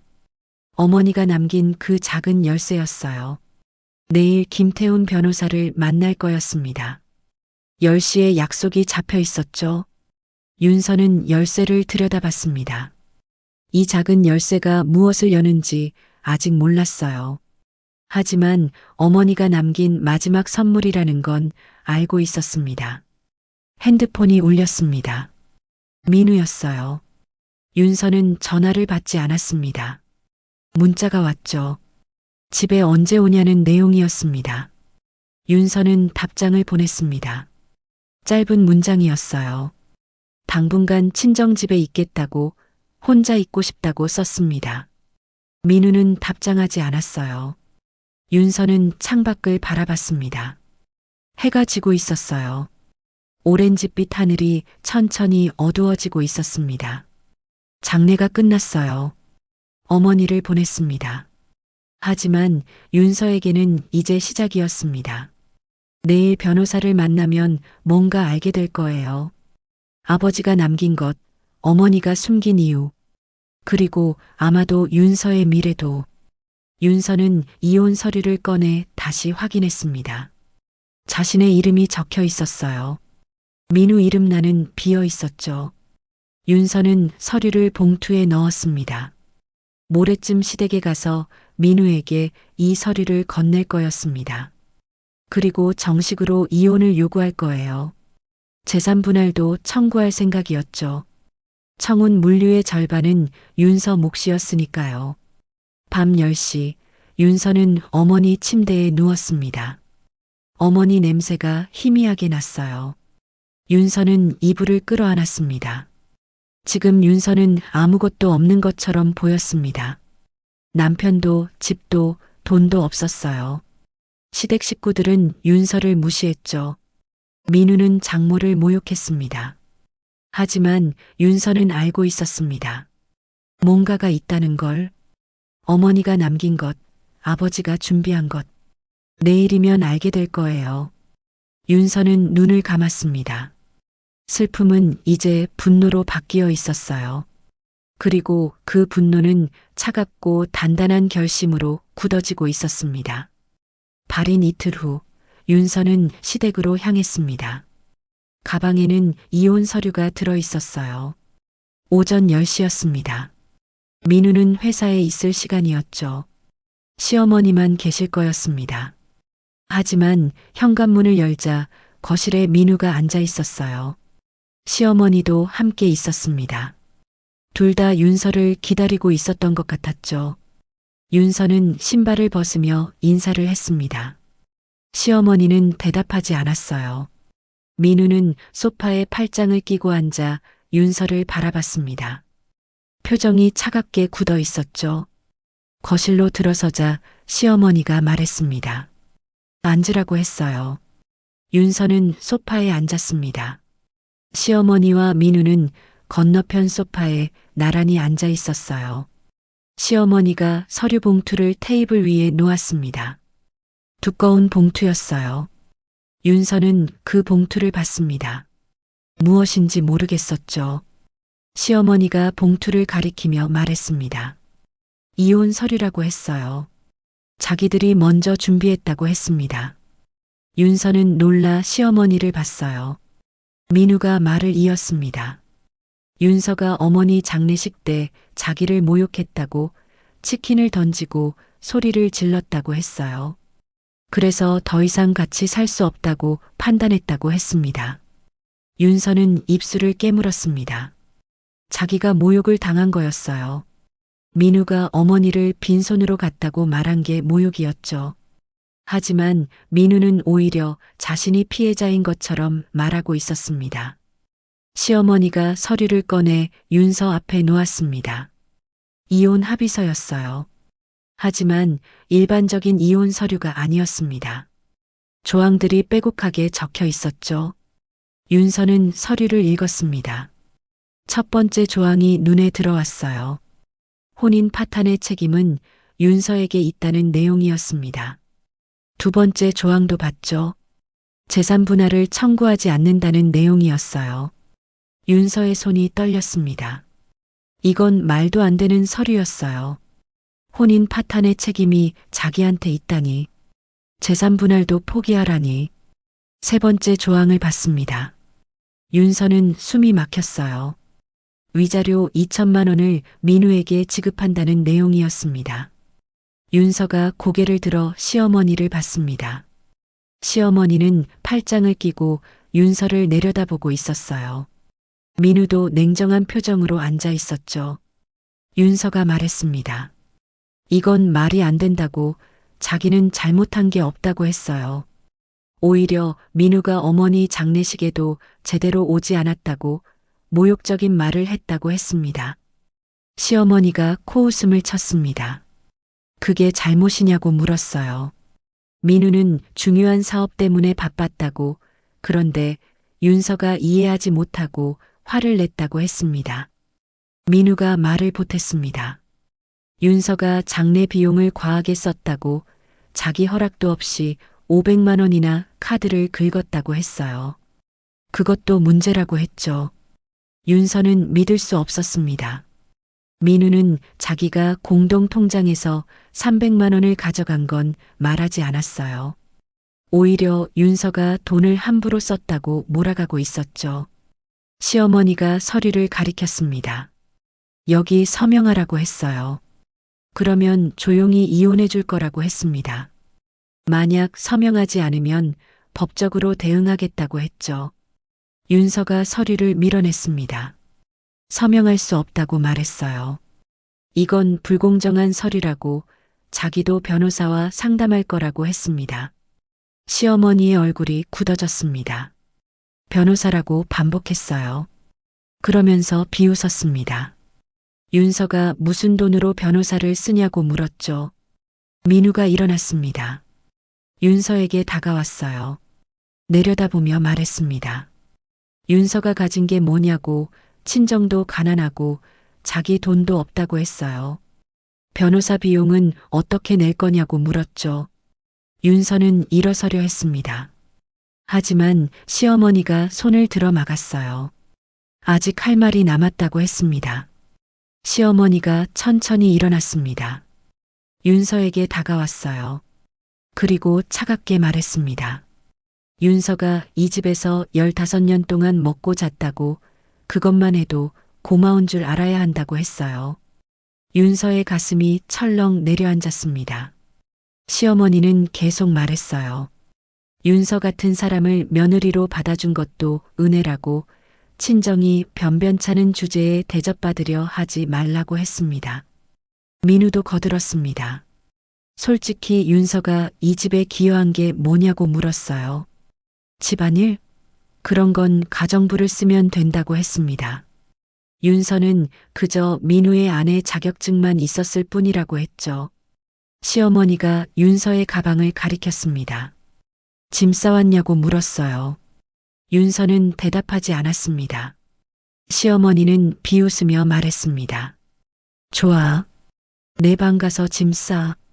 근데 있잖아, 윤서야. 시어머니가 한 걸음 더 다가왔습니다. 윤서의 얼굴 가까이에서 말했어요. 이 집에 있는 건 두루마리 휴지 한 장도 못 가져나간다. 다 우리 돈으로 산 거야. 내가 가져갈 건 내 몸뚱이밖에 없어. 알겠어? 윤서는 뒤로 물러섰습니다. 시어머니의 말이 귓가에 울렸어요. 두루마리 휴지 한 장. 그 말이 윤서의 가슴을 찔렀습니다. 시어머니는 멈추지 않았습니다. 계속 말했어요. 옷도 화장품도 가방도 다 두고 가라고 했습니다. 전부 민우 돈으로 산 거라고 했죠. 윤서가 가져갈 자격이 없다고 했어요. 민우가 윤서의 방 쪽을 가리켰습니다. 가서 짐 싸라고 했어요. 30분 안에 나가라고 했습니다. 그리고 다시는 이 집에 오지 말라고 했죠. 윤서는 방으로 들어갔습니다. 손이 떨렸어요. 옷장을 열었습니다. 옷들이 걸려 있었죠. 하지만 시어머니 말대로 다 민우 돈으로 산 거였습니다. 윤서는 결혼 전에 가지고 왔던 옷 몇 벌만 꺼냈습니다. 낡은 옷들이었어요. 가방에 넣었습니다. 화장대 서랍을 열었어요. 결혼 반지가 있었습니다. 윤서는 결혼 반지를 빼서 화장대 위에 놓았습니다. 이제 필요 없었어요. 가방을 챙겨 방을 나왔습니다. 거실에 시어머니와 민우가 서 있었습니다. 윤서의 가방을 확인하겠다고 했어요. 윤서는 가방을 내려놓았습니다. 시어머니가 가방을 뒤졌습니다. 옷을 하나하나 꺼내 확인했어요. 낡은 옷들 뿐이었습니다. 시어머니는 만족한 듯 고개를 끄덕였죠. 윤서가 현관으로 향했습니다. 신발을 신으려는데 시어머니가 말했어요. 그 신발도 두고 가라고 했습니다. 여기서 산 거라고 했죠. 윤서는 신발을 벗었습니다. 맨발로 현관문을 열었어요. 복도로 나갔습니다. 차가운 바닥이 발바닥에 닿았죠. 현관문이 쾅 닫혔습니다. 윤서는 복도에 서 있었어요. 가방 하나만 들고 있었습니다. 신발도 없었어요. 윤서는 엘리베이터로 걸어갔습니다. 발바닥이 차가웠어요. 눈물이 흘러내렸습니다. 하지만 소리내어 울지는 않았어요. 아파트 로비에 도착했습니다. 경비원이 윤서를 이상하게 봤어요. 맨발이었으니까요. 윤서는 고개를 숙이고 밖으로 나갔습니다. 거리에 나왔습니다. 차가운 아스팔트가 발에 닿았어요. 지나가는 사람들이 윤서를 쳐다봤습니다. 윤서는 신경 쓰지 않았어요. 가까운 편의점으로 들어갔습니다. 1,000원짜리 슬리퍼를 샀어요. 신었습니다. 조금 나아졌어요. 버스 정류장으로 갔습니다. 의자에 앉았어요. 가방을 무릎에 올려놓았습니다. 이게 전부였어요. 윤서가 가진 전부였습니다. 핸드폰을 꺼냈습니다. 통장을 확인했어요. 잔액은 10만 원이었습니다. 비상금으로 남겨둔 돈이었죠. 윤서는 핸드폰을 내려놓았습니다. 하늘을 바라봤어요. 구름 한 점 없는 맑은 하늘이었습니다. 윤서는 모든 걸 잃었어요. 집도 돈도 신발조차 없었습니다. 시어머니의 말대로 두루마리 휴지 한 장도 가져오지 못했죠. 하지만 윤서에게는 아직 내일이 남아 있었습니다. 김태훈 변호사를 만나는 날, 어머니가 남긴 열쇠를 전달하는 날, 윤서는 가방을 꼭 안았습니다. 그 안에 열쇠가 들어 있었어요. 작은 열쇠였지만 윤서의 마지막 희망이었습니다. 윤서는 버스를 타고 어머니 집으로 돌아왔습니다. 오후 4시였어요. 편의점 슬리퍼를 신은 발이 아팠습니다. 가방 하나만 들고 계단을 올라갔죠. 원룸문을 열고 들어섰습니다. 며칠 전 정리해둔 상자들만 남아 있었어요. 윤서는 가방을 바닥에 내려놓고 주저앉았습니다. 가방을 열었어요. 낡은 옷 몇 벌이 전부였습니다. 속옷, 티셔츠, 바지 2벌. 15년 결혼 생활의 결과물이 이게 전부였죠. 핸드폰을 꺼내 통장을 확인했습니다. 10만 원. 이 돈으로 얼마나 버틸 수 있을까요? 냉장고를 열었습니다. 어제 먹다 남은 김밥 한 줄이 있었어요. 윤서는 김밥을 꺼내 먹었습니다. 맛이 없었지만 먹어야 했죠. 저녁 6시 핸드폰이 울렸습니다. 민우였어요. 윤서는 전화를 받지 않았습니다. 문자가 왔죠. 이혼 서류에 빨리 서명하라고, 안 그러면 법적 조치에 들어간다는 내용이었습니다. 윤서는 핸드폰을 내려놓았습니다. 민우는 변호사를 쓸 수 있었어요. 돈이 있었으니까요. 하지만 윤서는 10만 원밖에 없었습니다.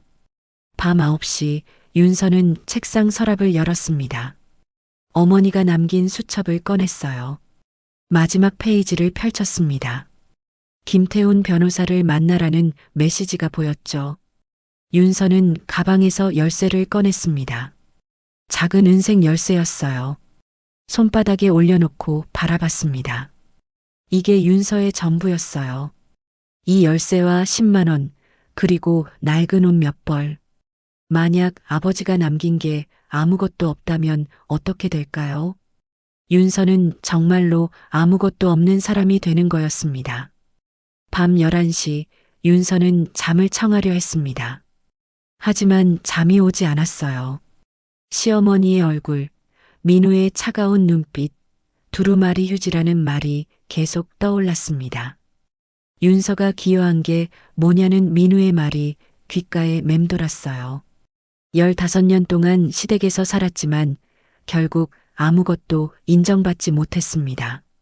새벽 2시 윤서는 화장실 거울을 봤습니다. 자신의 얼굴이 낯설게 느껴졌어요. 눈 밑에 다크서클이 있었습니다. 입꼬리는 축 처져 있었죠. 윤서는 거울에서 눈을 돌렸습니다. 오전 6시 윤서는 일어났습니다. 씻으려고 욕실에 갔는데 비누가 없었어요. 샴푸도 없었습니다. 어제 정리하면서 다 버렸던 거죠. 윤서는 물로만 씻고 티셔츠로 물기를 닦았습니다.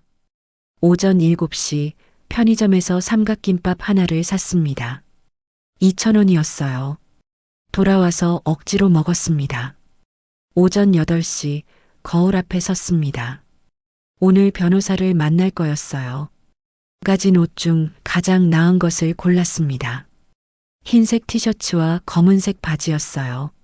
신발은 어제 산 1,000원짜리 슬리퍼밖에 없었습니다. 결국 편의점에 다시 가서 5,000원짜리 운동화를 샀어요. 이제 통장에 9만 원이 남았습니다.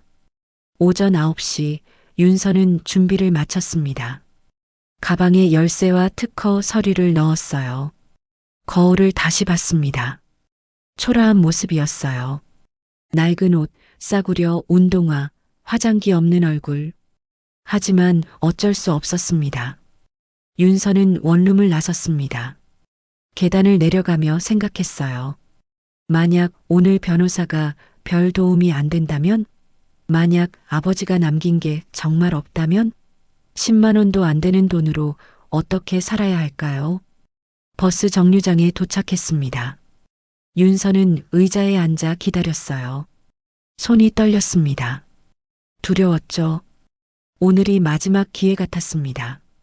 만약 오늘 아무것도 없다는 걸 알게 된다면 윤서는 정말로 모든 걸 잃는 거였습니다.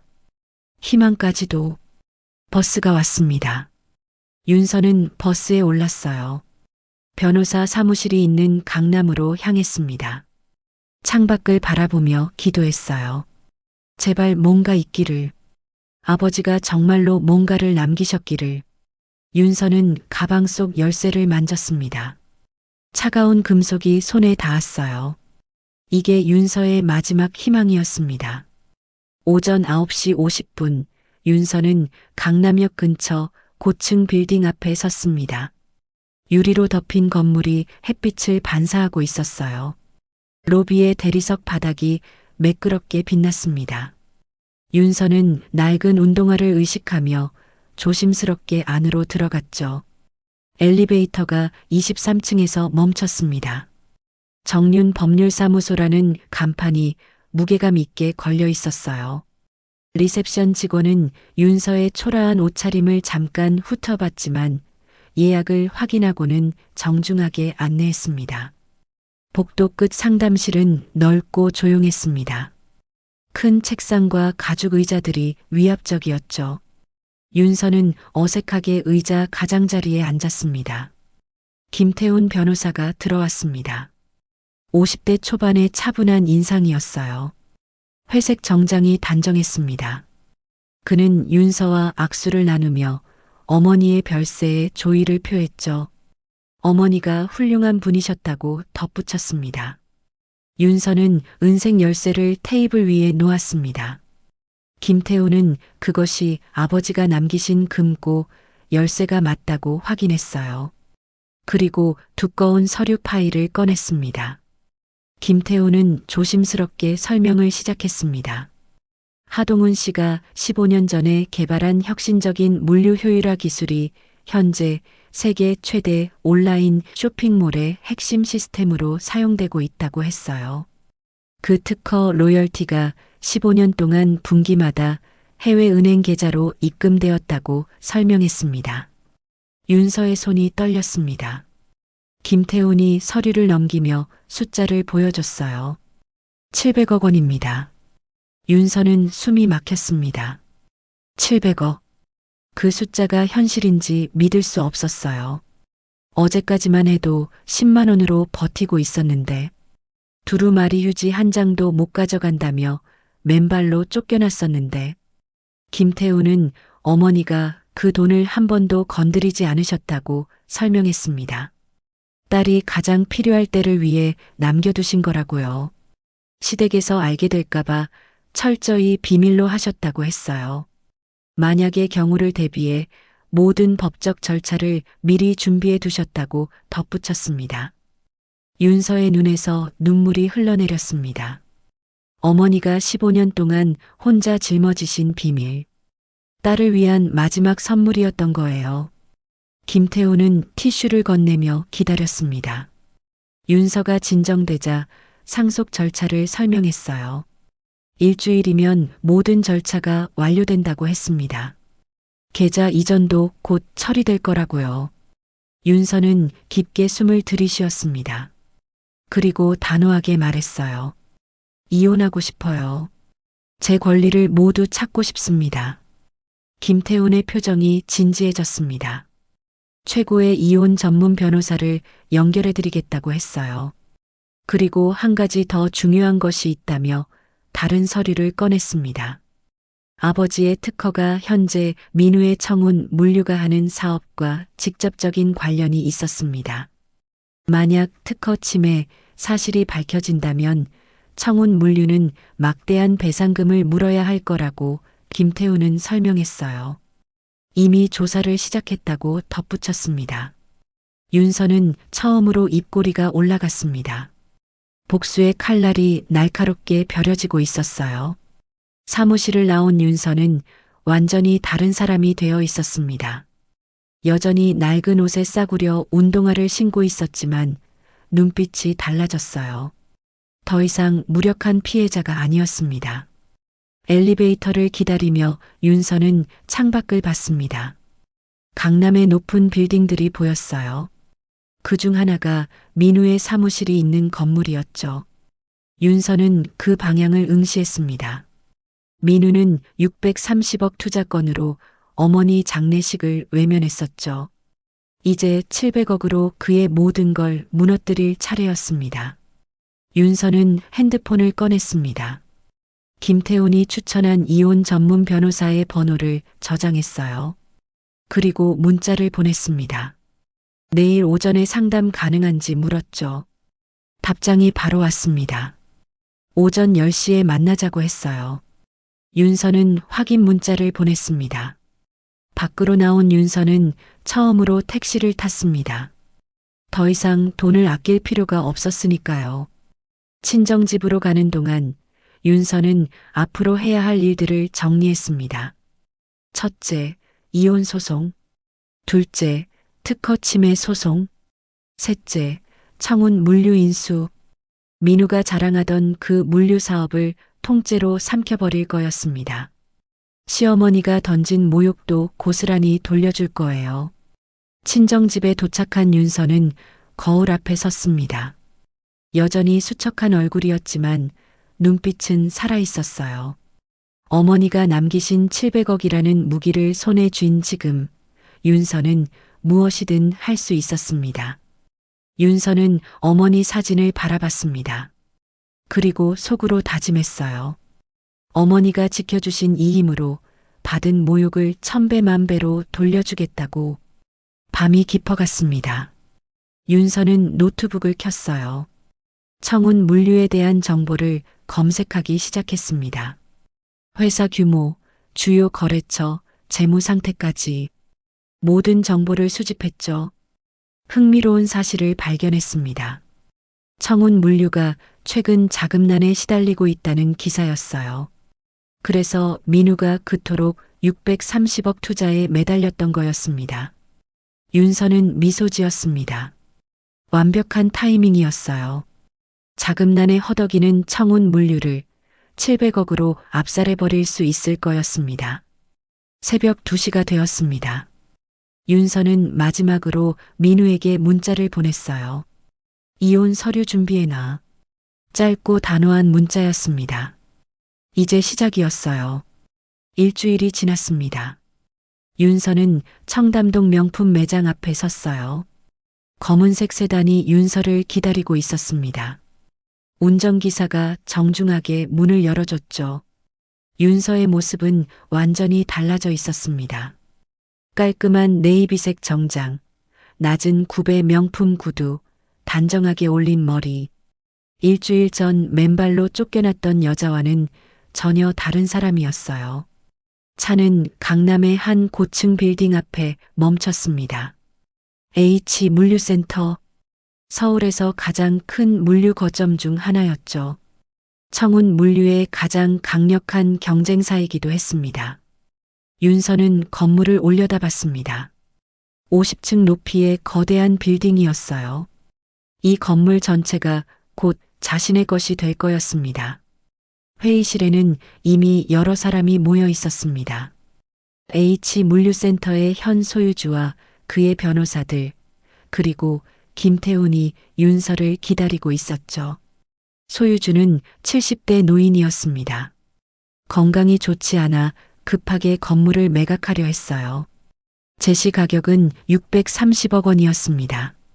윤서는 계약서를 꼼꼼히 읽었습니다. 김태훈이 옆에서 조용히 설명을 덧붙였어요. 모든 조건이 완벽했습니다. 630억 현금으로 지불하겠습니다. 윤서의 목소리는 차분했지만 단호했습니다. 소유주의 눈이 커졌어요. 현금 일시불이라는 말에 놀란 듯 했죠. 계약은 신속하게 진행되었습니다. 서류에 도장을 찍는 순간 윤서는 희미하게 미소 지었어요. H 물류센터의 새 주인이 된 거였습니다. 계약이 끝난 후 김태훈이 또 다른 서류를 건넸습니다. 청운 물류의 특허 침해 건에 대한 조사 보고서였어요.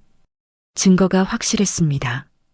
민우의 회사는 아버지의 특허를 무단으로 사용하고 있었죠. 윤서는 보고서를 읽으며 고개를 끄덕였습니다. 이제 법적 조치를 시작할 때였어요. 그날 오후 윤서는 H 물류센터 최고층 사무실에 앉았습니다. 통유리창 너머로 서울 전경이 한눈에 들어왔어요. 저 멀리 청운 물류 건물도 보였습니다. 비서가 들어와 보고했습니다. 청운 물류가 최근 계약을 이뤘다고 했어요. H물류센터가 더 좋은 조건을 제시했기 때문이었죠. 윤서의 첫 번째 공격이 성공한 거였습니다. 윤서는 책상 위에 놓인 사진을 봤습니다. 어머니의 사진이었어요. 윤서는 조용히 말했습니다. 이제 시작이에요, 엄마.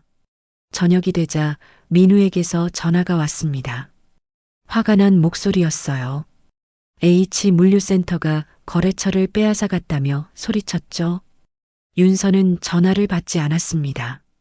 대신 변호사를 통해 이혼 소송과 특허 침해 소송을 동시에 제기했어요. 내일이면 민우가 소장을 받게 될 거였습니다. 윤서는 창밖을 바라봤습니다. 어둠이 내린 도시의 불빛들이 반짝였어요. 복수의 칼날은 이미 빼어들었습니다. 이제 휘두르기만 하면 되었죠. 일주일이 지났습니다. H물류센터 최고층 사무실에서 윤서는 김태훈 변호사와 마주 앉아 있었어요. 책상 위에는 두꺼운 서류 뭉치가 놓여 있었습니다. 특허 침해 소송장과 증거 자료들이었죠. 김태훈이 서류를 펼치며 설명했습니다. 청운 물류가 15년 동안 아버지의 특허를 무단으로 사용한 증거가 확실하다고 했어요. 로열티와 손해배상을 합치면 최소 300억 원을 받을 수 있을 거라고 예상했습니다. 윤서는 고개를 끄덕였습니다. 그리고 조용히 지시했어요. 오늘 오후에 소장을 접수하라고요. 동시에 청운 물류의 주요 거래처들에게도 특허 침해 사실을 알리라고 했습니다. 오후 3시 청운 물류 사무실은 조용했습니다. 민우가 책상에 앉아 서류를 검토하고 있었어요. 회사가 위기에 처해 있었지만 아직 희망을 버리지 않고 있었죠. 문이 벌컥 열렸습니다. 비서가 창백한 얼굴로 들어왔어요. 손에는 법원에서 온 서류가 들려 있었습니다. 민우가 서류를 받아 읽기 시작했습니다. 첫 페이지를 넘기자 얼굴색이 변했어요. 특허 침해 소송이었습니다. 원고는 H물류센터, 그리고 그 대표는 하윤서였죠. 민우의 손이 떨렸습니다. 서류를 계속 읽어 내려갔어요. 증거 목록이 상세하게 나열되어 있었습니다. 청운 물류의 핵심 시스템이 모두 하동훈의 특허를 침해하고 있다는 내용이었어요. 민우는 급히 변호사에게 전화했습니다. 하지만 변호사의 대답은 절망적이었어요. 증거가 너무 명확해서 이길 가능성이 거의 없다고 했습니다. 그때 또 다른 전화가 왔습니다. 최대 거래처인 대형마트 담당자였어요. 특허 침해 사실을 확인했다며 계약을 즉시 해지한다고 통보했습니다. 연쇄적으로 다른 거래처들도 계약 해지를 통보해 왔어요. 민우는 의자에 털썩 주저앉았습니다. 단 하루 만에 회사가 무너지고 있었어요. 윤서가 H물류센터를 인수한 지 일주일 만의 일이었습니다. 저녁이 되자 긴급 이사회가 소집되었습니다. 이사들은 민우의 경영 실패를 질타했어요. 당장 대표직에서 물러나라고 요구했습니다. 민우는 아무 말도 하지 못했어요. 모든 게 끝났다는 걸 알고 있었으니까요. 2개월 후 시어머니 최정숙은 초라한 원룸에 앉아 있었습니다.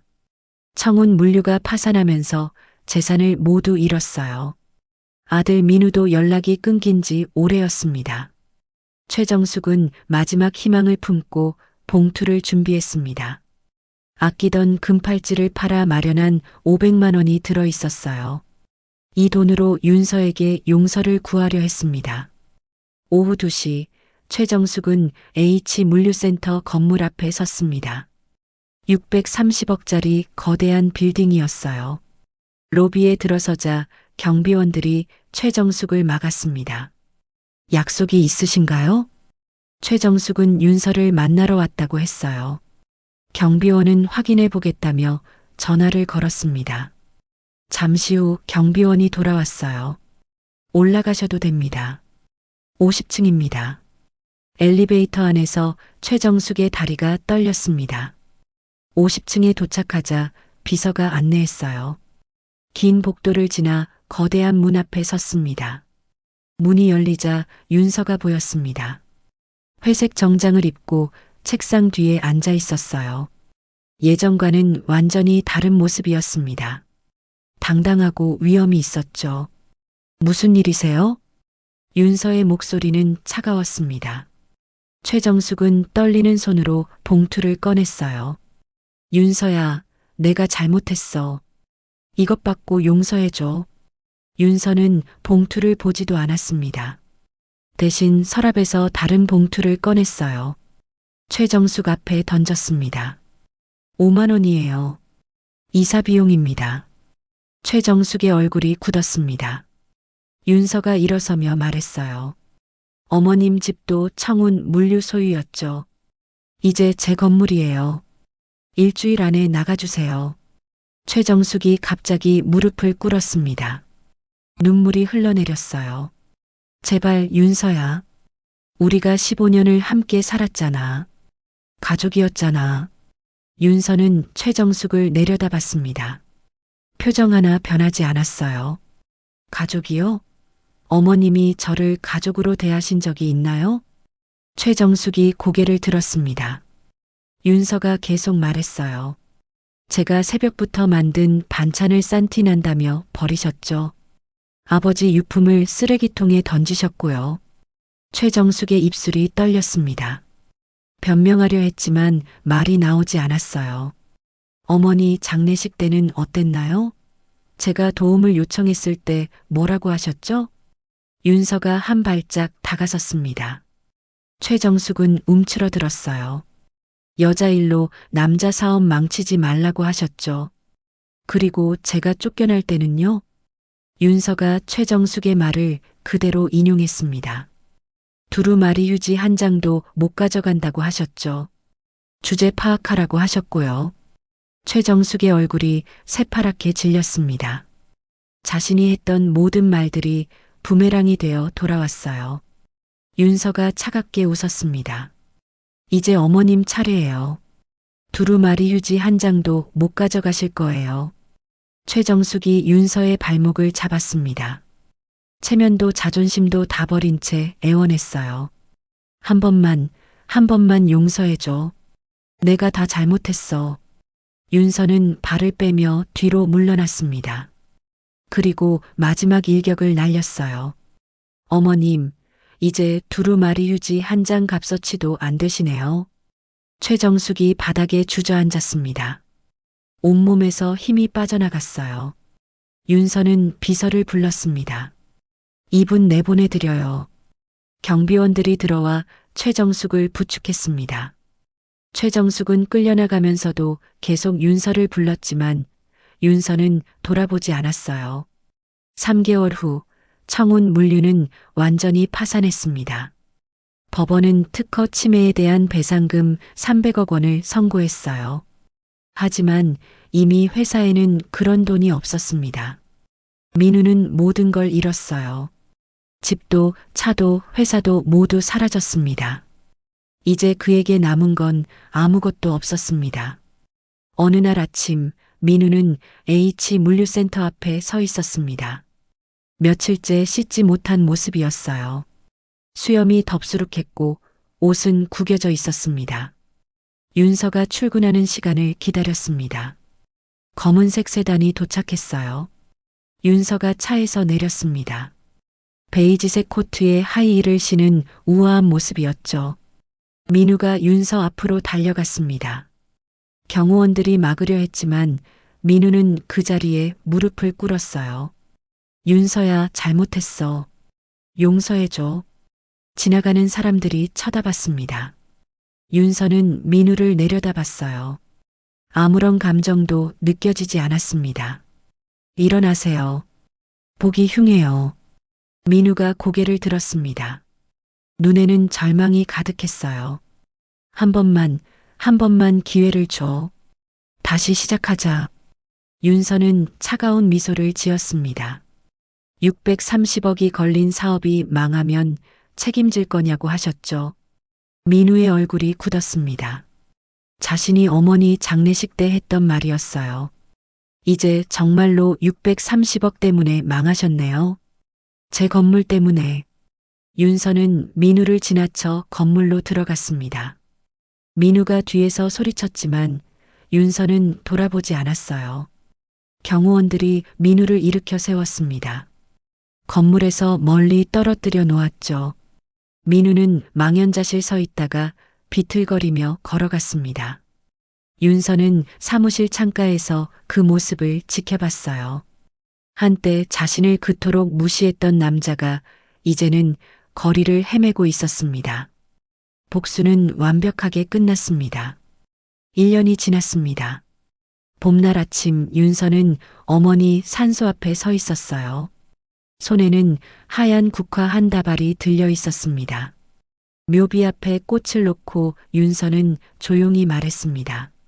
엄마 아빠가 남기신 특허로 회사가 아시아 최고가 되었어요. H물류센터는 이제 국내를 넘어 아시아 전역으로 사업을 확장했습니다.